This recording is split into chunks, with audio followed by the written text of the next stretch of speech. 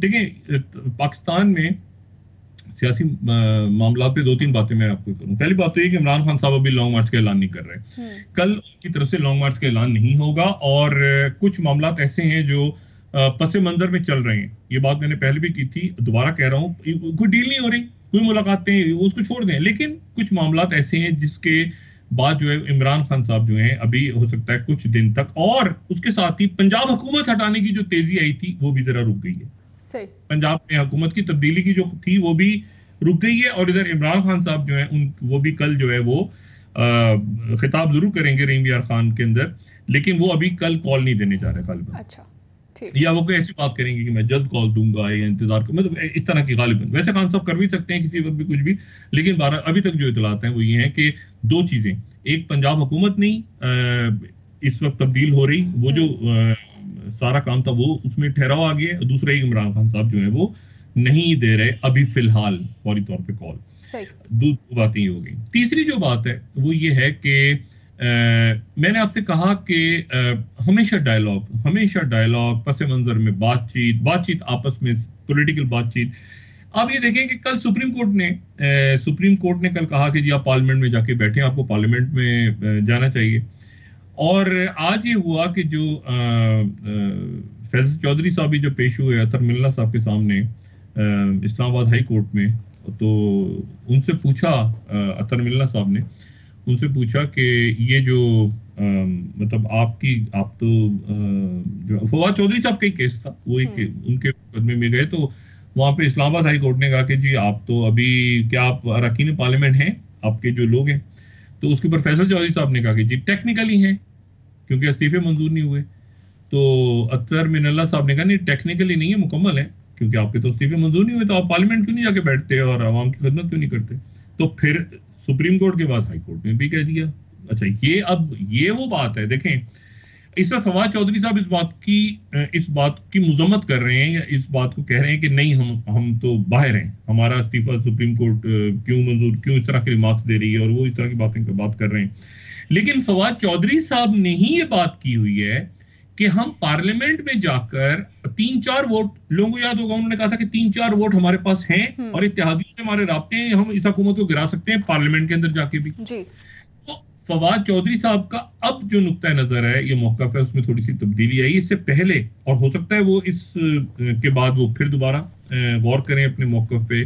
देखिए, पीटीआई ने खुद फैसला करना है, मैं तो सिर्फ एक बात कह रहा हूं कि हो सकता है, क्योंकि ये आइडिया उनका ही था कि जी पार्लियामेंट में वापस जाना चाहिए और इत्तेहादियों से बात करके हमें हुकूमत गिरा देनी चाहिए। यानी कुछ लोग, उनका ये भी कहना था कि मुस्लिम लीग के कुछ लोग हमसे राब्ते में और बाकी लोग राब्ते में, तो इत्तेमाद का वोट लिया जाएगा और ये सारा। तो बहरहाल अब ये, लेकिन असल जो बात है वो ये कि मतलब अभी जो है ना फौरी तौर पे जो एक टकराव था कि जी इस्लामाबाद का घेराव होने जा रहा है और कल हो जाएगा या परसों हो जाएगा और ये हो जाएगा और वो हो जाएगा, जो बात कर रहे हैं राना सनाउल्लाह, वो तो जाहिर है अपनी वो तो सियासी बात ही करेंगे ना, और वो लॉ एंड ऑर्डर तो किसी सूरत खराब नहीं होना चाहिए और ये लाशें गिर जाए। अच्छा, जावेद लतीफ साहब ने आज जो बात की है ना, वो बात बड़ी, मेरा ख्याल है कि अब मैं उस बात पे क्या तबसरा रखूं। जावेद लतीफ साहब मुस्लिम लीग नून के जो हैं, वो उन्होंने ये कहा है कि फिर इल्जाम उन्होंने इमरान खान साहब पे लगाया है, और एक इल्जाम उन्होंने लगाया कि इमरान खान साहब जो एम्पायर के बगैर नहीं खेलते, वो इस्लामाबाद के लाशें गिराना चाहते हैं, और वो चाहते हैं कि जब लाशें गिरे तो यहाँ पे एम्पायर अपनी उंगली खड़ी कर दे। ये वो बात है जो 2014 में भी मुस्लिम लीग नून की तरफ से वो बात वो दोबारा कर रहे हैं जावेद लतीफ साहब, तो ये भी कह रहे हैं कि हमें पता है कौन कौन मिलता है इमरान खान साहब से। अब मसला ये देखें, यानी ये 2014 है ना, ये जो 2014 की सूरत हाल है, यहां पर जो है वो इमरान खान मौजूद हैं सामने एक मजबूत सियासी कुव्वत के तौर पे, और उस मजबूत सियासी कुव्वत को इन्होंने सियासी तौर पर ही खत्म करना है। वो सियासी तौर पर खत्म अगर नहीं करते तो उसके वो पॉलिटिकली ही उसको खत्म करना है। तो मेरा ख्याल है कि ये बयान तो दिया उन्होंने, बड़ा तल्ख बयान दिया है, लेकिन ये बयान जो है वो मैंने आपसे कहा ना कि उधर से एस्टेब्लिशमेंट के ऊपर बात आ जाती है, फिर उधर से इधर आ जाती है, इधर से अभी तक ये फड्डा चल रहा है कि कौन लाडला है कौन लाडला नहीं है। एक दिन एक लाडला होता है तो दूसरा लाडला होता है, लाडला नहीं होता उसको कहते हैं, वो उधर से कहते हैं। तो ये, लेकिन इसमें जो अच्छी चीज ये हुई है कि फिलहाल वो तसादुम टल गया, और इमरान खान साहब जो हैं वो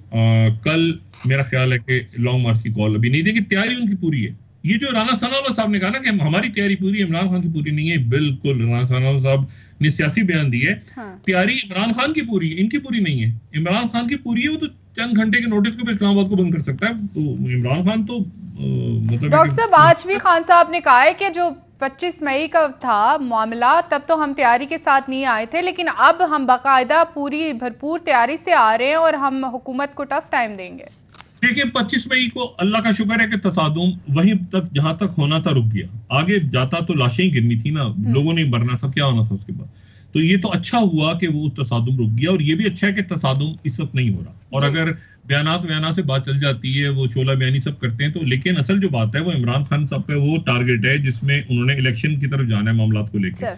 तो अगर ये हंगामा आराई हो गई और ये मसला खराब हो गया, तो फिर तो मामला इलेक्शन की तरफ नहीं जाएगा। तो उन्होंने स्मूथली वो एक रास्ता बना के उन्होंने इलेक्शंस की तरफ जाना है। और इस हुकूमत ने भी ये देखना है कि अगर ये मतलब एक तो इशू है ना कि इसाक डार साहब आ गए वापस, एक तो ये मामला चले, दूसरा ये मईशत के हवाले से क्या ये रौला है, तो इसको अगर वो संभालते हैं और ये संभालने में जरा सी भी पेशरफ होती है। और देखिए इसको अच्छा किया मिफ्ता इस्माइल साहब ने आके फौरन क्लियर कर दिया, क्योंकि फाइनेंशियल टाइम्स की इस खबर के बाद राइटर्स ने तो बिल्कुल ही, राइटर्स देखे ना, राइटर्स को तो सर बात कर लेते हैं, रॉयटर्स पे ब्रेक ले लेते हैं सर, वापस आके बात करते हैं इस पर मजीद आपसे। अच्छा इसमें, हाँ इसमें अब नवाज शरीफ साहब की वापसी करनी, इनको तो 7 तारीख तक आना है ना वापस, ठीक है ना, 7 से पहले सही। नवाज शरीफ साहब की वापसी, ये बड़ी इंटरेस्टिंग बात है कि इमरान खान कह रहे हैं कि उनकी वापसी भी तय है और वो आएंगे तो मैं एयरपोर्ट जाऊंगा, उनको लेने रिसीव करूंगा। पिछले 4-5 घंटों में अचानक पाकिस्तान की मईशत के अंदर एक भूचाल आ गया है, भूचाल, बड़ा भूचाल, ये लफ्ज में बड़े मजीद भूचाल आ गया, सही, ठीक है, ठीक। मैं अल्फाज का चुनाव बड़े एहतियात से कर रहा हूं। अब वो भूचाल इस तरह से आया है कि फाइनेंशियल टाइम्स ने चंद घंटे पहले खबर दी है कि flood hit Pakistan should suspend the debt repayments. Pakistan ने जो कर्जों की किस्तें वापस करनी है आईएमएफ को, वो किस्तें रोक देनी चाहिए पाकिस्तान को, यानी अपने पैसे वापस नहीं करने चाहिए जो किस्तें हैं। सही।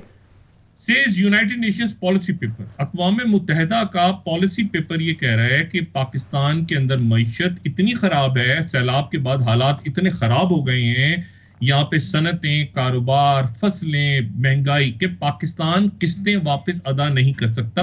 फाइनेंशियल टाइम्स ने ये खबर लगा दी। उसके बाद रॉयटर्स ने एक और पटाखा जला दिया थोड़ी देर बाद उसी पेपर की बुनियाद पे, और रॉयटर्स ने खबर दी कि पाकिस्तान डिफॉल्ट फियर्स, पाकिस्तान दिवालिया हो सकता है, क्योंकि जाहिर अगर आप किस्तें वापस नहीं करते तो आप दिवालिया हो जाते हैं। तो Pakistan default spikes fears spike on report of UN debt suspension advice.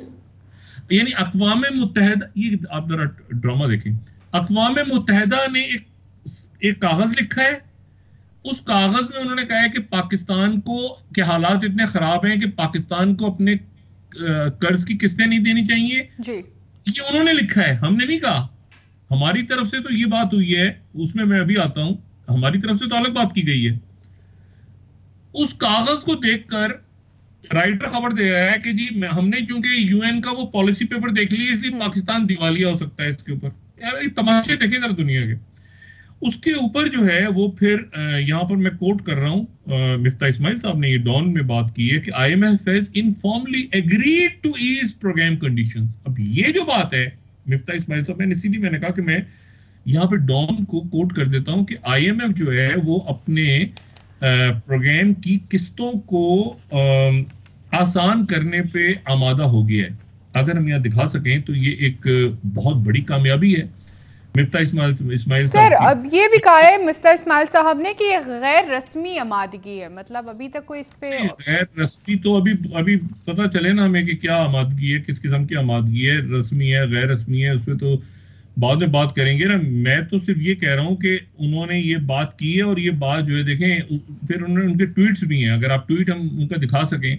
वो कह रहे हैं कि climate induced disaster in Pakistan, ही थोड़ी देर पहले ट्वीट किया, seeking debt relief from bilateral Paris Club creditors. ठीक है, we are neither seeking nor we do need any relief from commercial banks और यूरो बॉन्ड्स क्रेडिटर। अच्छा, 1 बिलियन बॉन्ड ड्यू है हमारे दिसंबर में जो कि हम पे करेंगे टाइम पे। वो यकीनन ये जो राइटर्स वालों ने एक हंगामा मचाया है ना, उसके ऊपर उनका जवाब आया। इन फुल हम पैसे वापस करेंगे, will be servicing all over commercial debt and will continue to do so. बिल्कुल ठीक है। यूरो बॉन्ड जो 8 अरब का है, जो कि अब और 2051 तक है, कोई बर्डन नहीं है। और हमारा जो डेट है फ्रेंडली कंट्रीज की तरफ से, और कोई इशू। तो उन्होंने ये जो मेरा ख्याल है राइटर्स ने एक हंगामा मचाया है, और उससे पहले फाइनेंशियल टाइम्स ने, तो उसका जवाब जो है मिफ्ता इस्माइल साहब ने दिया है, क्योंकि ये बड़ी अजीब सी बात है।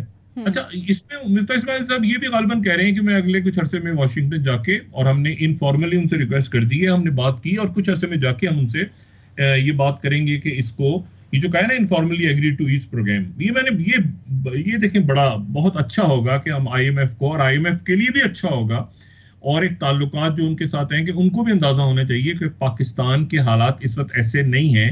ये तो पैनिक फैला दिया ना उन्होंने यूनाइटेड नेशंस में, तो कि सस्पेंड डेट पेमेंट। अगर तो आईएमएफ मान जाता है कि हम किस्तें वापस नहीं करते और अभी सस्पेंड कर दें, तो इससे बड़ी कोई कामयाबी नहीं होगी कि हमें किस्तें और ये जो सारा प्रोग्राम, मैं कहता हूँ इतनी बड़ी कामयाबी होगी पाकिस्तान की कि अगर ये करवाने में कामयाब हो जाता है कोई, कि जी हम उनका वो जो चुंगल है, और उसमें कहा है शहबाज शरीफ साहब ने भी आज कहा, ये जो ब्लूमबर्ग कह रहा है कि जी all hell to break loose without debt deal, तो उन्होंने कहा कि हमने बड़े सख्त, शहबाज शरीफ साहब ने भी बात की कि बड़े सख्त किस्तों पे हमने 2-3 सालों में लिए, और ये सारा कुछ हुआ, तो अगर इसकी रीपेमेंट रुक जाती हैं तो इसके ऊपर ये बात तो उठी है। देखें ना, यूनाइटेड नेशंस ने पेपर लिखा है, फाइनेंशियल टाइम्स ने खबर उठा दी है, रॉयटर्स ने उसको अलग स्पिन किया है, ब्लूम, तो कोई ना कोई हलचल हो रही है आलमी सतह पे कि, और मैं उम्मीद करता हूं इस बात की कि यूनाइटेड नेशंस के इस पेपर के ऊपर आईएमएफ अमल करे कि पाकिस्तान की जो डेट पेमेंट है, मतलब इसको पैनिक ना फैलाएंगे जो पाकिस्तान जो है वो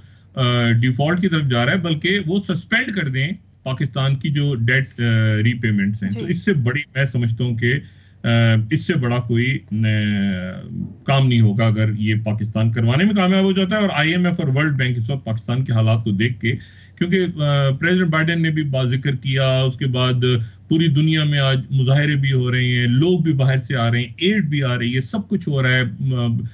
तो मतलब इस वक्त अगर ये लोगों के ऊपर जो ये शराइत डाली हुई है मुख्तलिफ की, जितने टैक्स इकट्ठे करें, इतना ये करें वो करें, उससे जान छूटती है, तो ये बहुत बड़ी कामयाबी होगी। तो देखें इसके ऊपर क्या पेशरफ होती है। लेकिन चूंकि बाहर की मीडिया में ये कहानी उठी है अचानक और पैनिक भी फैला है, लेकिन उससे ये भी अंदाजा होगा मुझे यूनाइटेड नेशंस ने पेपर लिखा है कोई, ठीक है। तो देखते हैं कि इसके ऊपर क्या, और ये उस वक्त हो रहा है सारा जब